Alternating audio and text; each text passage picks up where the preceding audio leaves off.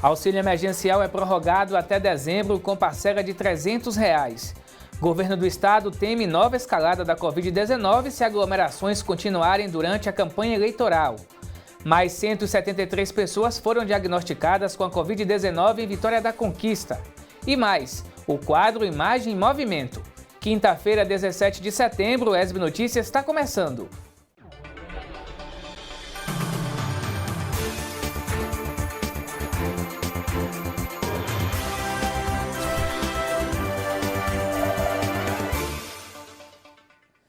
Olá, tudo bem? Seja bem-vindo ao ESB Notícias, informação, formação e conhecimento a partir de agora. O governo do estado liberou o transporte coletivo intermunicipal em 303 cidades inseridas em regiões que apresentaram redução na taxa de contaminação e de ocupação de leitos para o tratamento da Covid-19. A determinação foi assinada esta semana pelo governador Rui Costa e tem validade até o dia 27 de setembro. A repórter Joana Rocha traz os detalhes. Olá, Tiago. Olá também para você que acompanha o ESB Notícias. 303 dos 407 municípios baianos tiveram o transporte coletivo intermunicipal liberado pelo governador Rui Costa.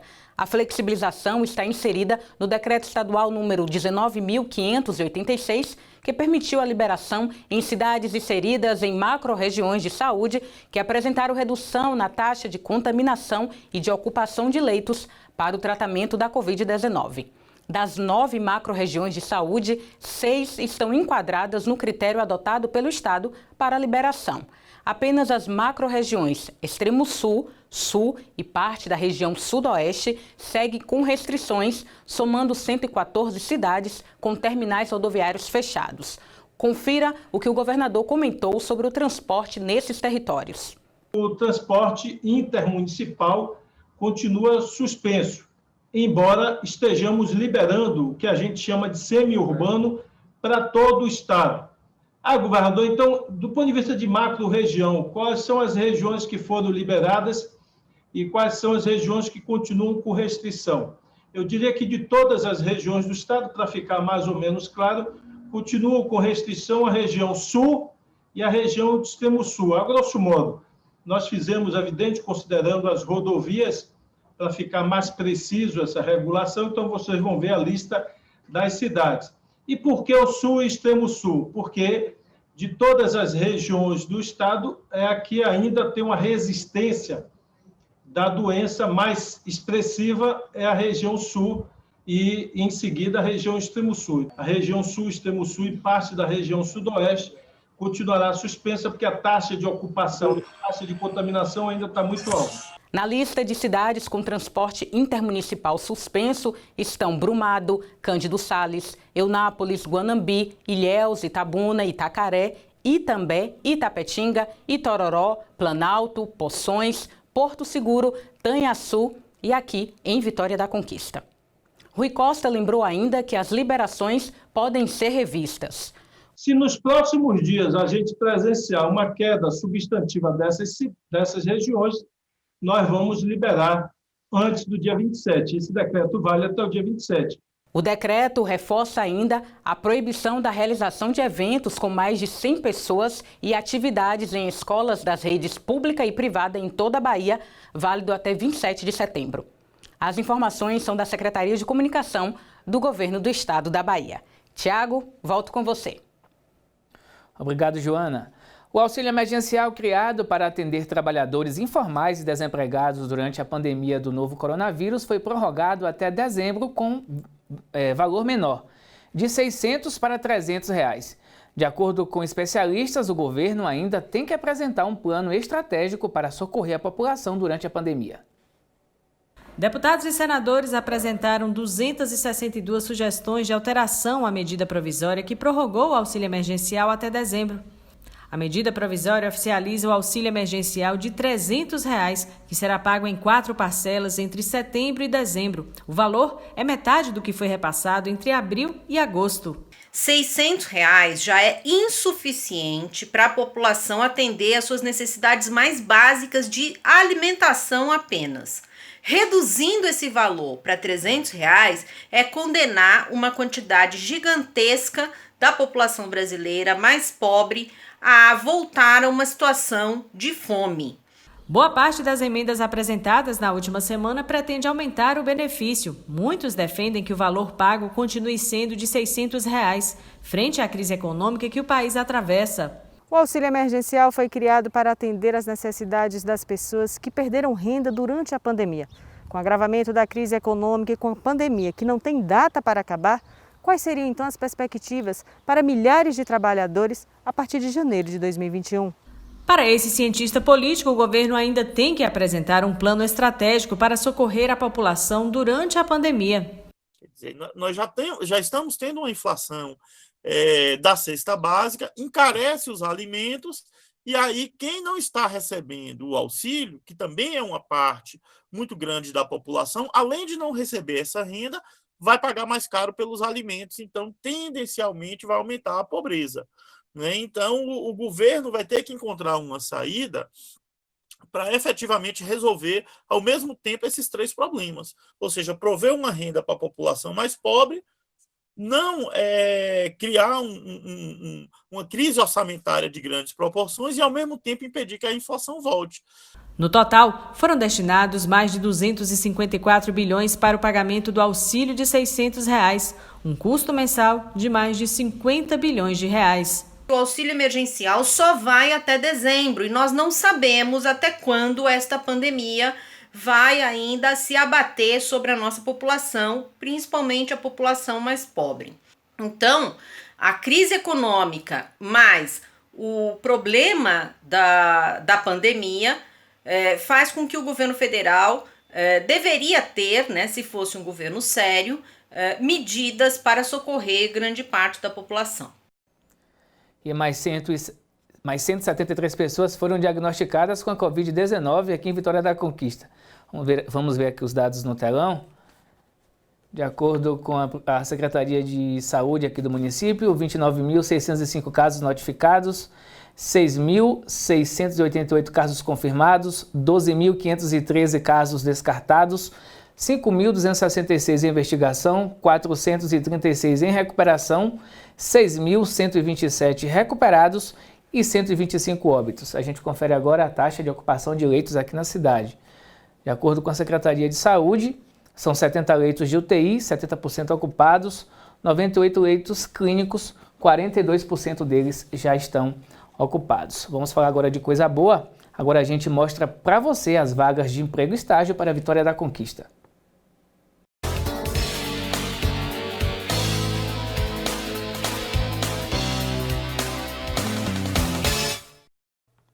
O Executivo RH está ofertando vagas de emprego para operador de empilhadeira com ensino médio completo ou superior e ter experiência em operação de logística de produção.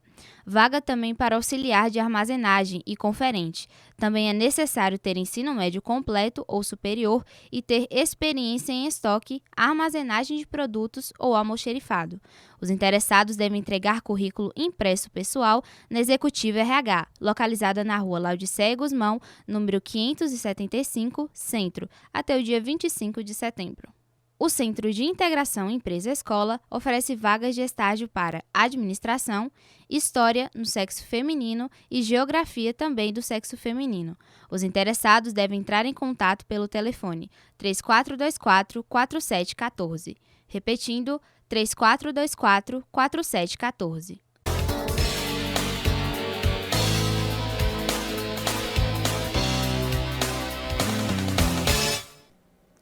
E o tempo muda novamente em Vitória da Conquista. De acordo com a previsão, os próximos dias serão nublados, com baixas temperaturas. A mínima pode chegar aos 12 graus. Vamos ver como é que ficam o tempo e a temperatura para a Vitória da Conquista e região.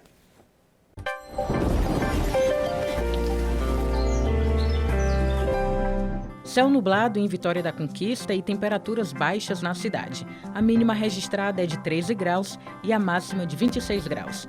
Saiba agora a previsão do tempo para outras cidades da região.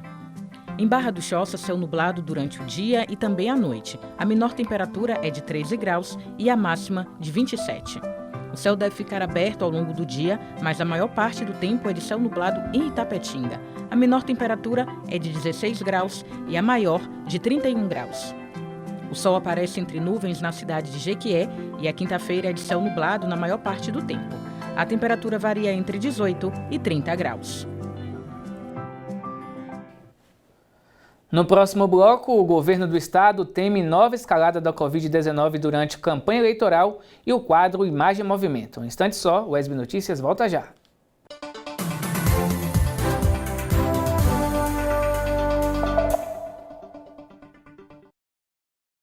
Nossa gente, no verso e na canção, na tinta, no pincel, no lápis e no papel, no palco chão, a lente, nossa gente.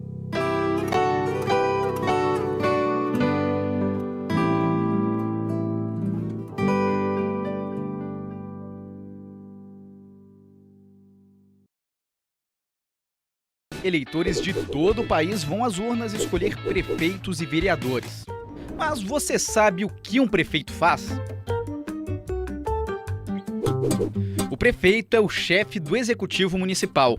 Isso quer dizer que ele chefia a administração da cidade. Cabe a ele elaborar políticas municipais de saúde, educação, habitação. Além disso, o prefeito deve sancionar ou vetar os projetos de lei aprovados pelo legislativo da cidade. A eleição para prefeito segue a mesma lógica da escolha de governadores e do presidente da República. Votação majoritária. Em municípios com mais de 200 mil eleitores, a escolha pode ser feita em 2 turnos caso um candidato não alcance mais da metade dos votos válidos no primeiro turno. Nas demais cidades, quem vencer o primeiro turno, independentemente da quantidade de votos, é o eleito. O candidato à prefeitura precisa formar uma chapa indivisível com um candidato a vice, que vai chefiar a prefeitura em caso de afastamento do titular. Irmãs e irmãos, meu abraço apertado vai aqui nessa canção. Com amor, obrigado por sua dedicação.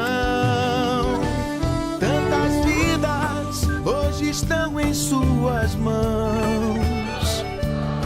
Quem acolhe, quem cuida, quem cura, em cidade e coração. Você que encara essa luta na rua, não se sinta só, pois nada vale mais do que a vida, ela é o bem maior. Vai na fé, vai na paz, estamos em casa numa só voz. Vai pelos seus, vai pelos nossos, vai por todos nós. A todos os profissionais que cuidam das pessoas e salvam vidas, uma homenagem do governo do estado. A pandemia do coronavírus é um momento difícil, mas você não está só. O governo do estado lançou o Telecoronavírus 155. Se você tiver dúvidas ou apresentou alguns dos sintomas, é só discar 155. É de graça. De 7 até às 19 horas, voluntários especializados na área de saúde estão prontos para te atender e orientar com toda a segurança. Telecoronavírus 155. É a Bahia contra o coronavírus.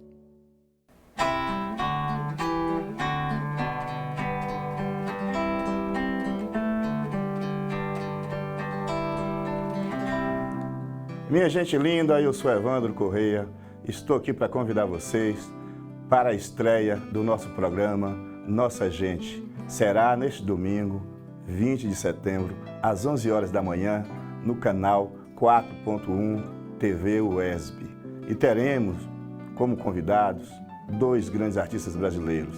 A grande artista plástica Valéria Vidigal e o grande artista brasileiro Saulo Laranjeira. Conto com vocês, um grande beijo e amém para nós.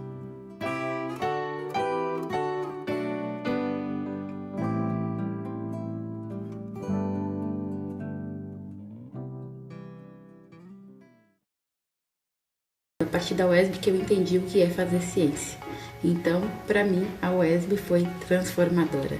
Então, formação profissional, intelectual, cultural e também a minha formação humana em si. E foi através da UESB que eu despertei o meu olhar crítico sobre a vida e isso interferiu bastante na minha formação profissional.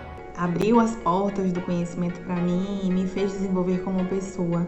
Toda essa contribuição, além de ser motivadora, é muito importante para uma formação especializada. Esta instituição foi de grande importância para minha formação, pois foi através dessa universidade que eu pude alcançar muitos projetos em minha vida. Gostaria de agradecer à UESB por contribuir com a minha formação, a formação profissional, a minha formação de vida. UESB, 40 anos. Conhecimento para uma vida plena.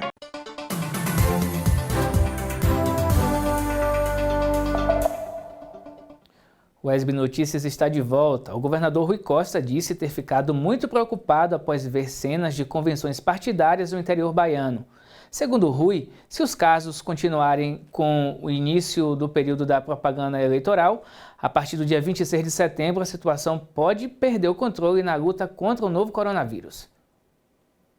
Multidão pelas ruas, paredões de som, bebidas alcoólicas, pessoas próximas umas das outras, sem máscaras. Com a aproximação do período eleitoral ou com a realização das convenções por toda a Bahia, cresce o número de manifestações políticas em apoio aos postulantes aos cargos do Executivo e do Legislativo. Com a repetição dessas cenas em algumas cidades do interior, durante o Papo Correria da última segunda-feira, o governador Rui Costa demonstrou preocupação com uma possível explosão de casos da Covid no estado. 90% das convenções ocorreram dentro do marco legal de preservação da vida humana. Talvez aí 5% das convenções, eu acho que as pessoas perderam a mão e houve um exagero na forma de fazer. Eu vi 3, 4, 5, 6 vídeos de uma verdadeira caminhada, parecendo que era carnaval, com carro de som, as pessoas bebendo bebidas alcoólicas, a maioria sem máscara. Isso ocorreu em algumas poucas cidades da Bahia, infelizmente. No final de junho, os ministros do Tribunal Superior Eleitoral autorizaram a realização das convenções partidárias de forma virtual, seguindo as orientações das autoridades de saúde em relação ao distanciamento social. No meu modo de ver, negar a adoção desse formato virtual no momento atual seria ignorar a realidade enfrentada no combate à doença e na seara específica do processo eleitoral poderia, inclusive, inviabilizar essa etapa imprescindível à concretização de eleições democráticas e transparentes. Como visto, alguns partidos optaram por convenções presenciais e a própria população, durante esses eventos, tem ignorado a existência do coronavírus. O governador Rui Costa pretende se reunir com o TRE e o Ministério Público Eleitoral para estabelecer regras quanto à realização destas atividades. A nossa preocupação é a partir do dia 26, que começa a campanha eleitoral propriamente dito, que eventos desse tipo não se repitam. E é evidente, o Estado da Bahia, o governo da Bahia, o Executivo, quer dar todo o suporte, todo aparato institucional de apoio da Polícia Militar, da Polícia Civil, para garantir a norma legal prevista na legislação eleitoral, mas também para que a gente preserve a norma da saúde pública, que salve vidas humanas e evite uma segunda onda de contaminação na Bahia e que mais pessoas venham perder a vida.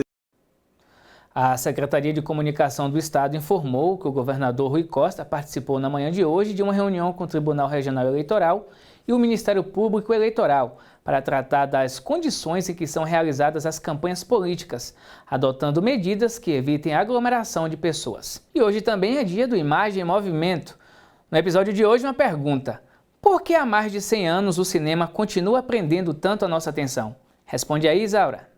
Oi pessoal, tudo bom? Recentemente a gente conversou sobre o cinema clássico e como ele se relaciona com a nossa percepção do tempo. Então, seguindo essa linha mais ou menos filosófica de pensar a história do cinema, hoje eu pretendia falar do cinema moderno, que é essa linguagem que se desenvolve principalmente após a Segunda Guerra Mundial, mas coexiste com o cinema clássico, porque a gente vai ter um acréscimo de possibilidades, uma maior multiplicidade de ideias. Mas aí eu me peguei pensando, no meio de tantos fluxos, mudanças, desenvolvimento de linguagem, o que faz com que essa máquina tenha proporções tão ativas e seja até hoje tão presente em nossas vidas?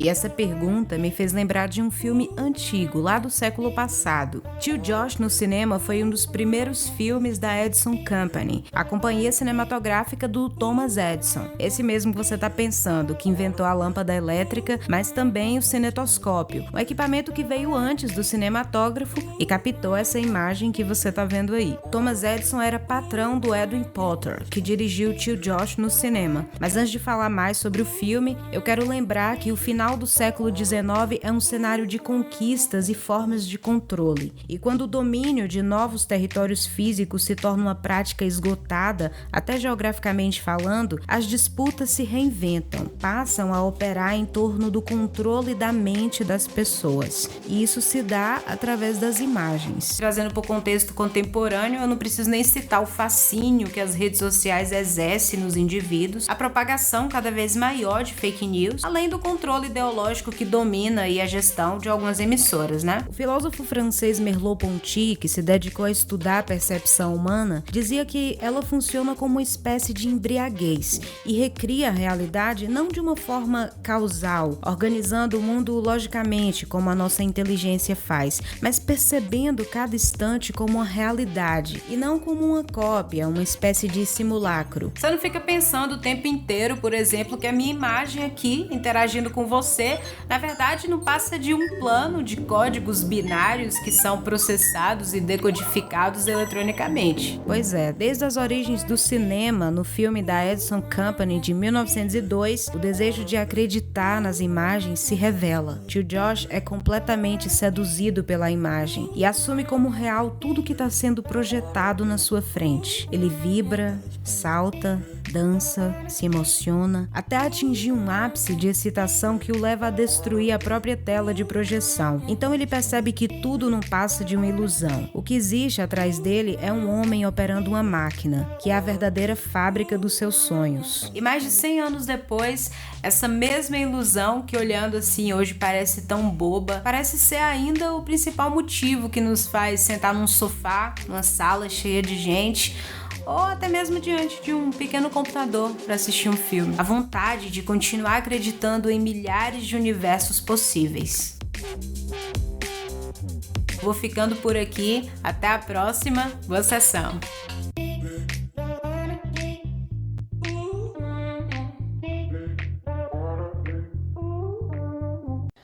Valeu, Isaura. Obrigado. E o ESB Notícias fica por aqui. Para rever os nossos telejornais, acesse o nosso canal no YouTube. Você pode mandar a sua sugestão entrando em contato com a gente pelo nosso WhatsApp, 3424-8763. Obrigado pela companhia e até mais.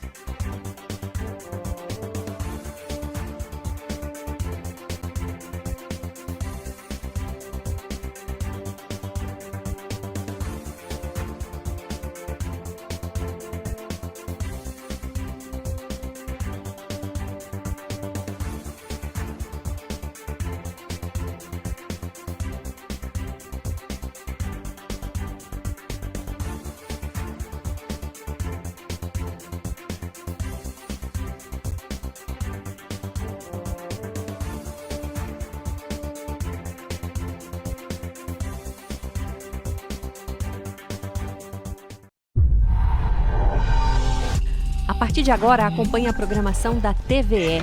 É sua, é da Bahia.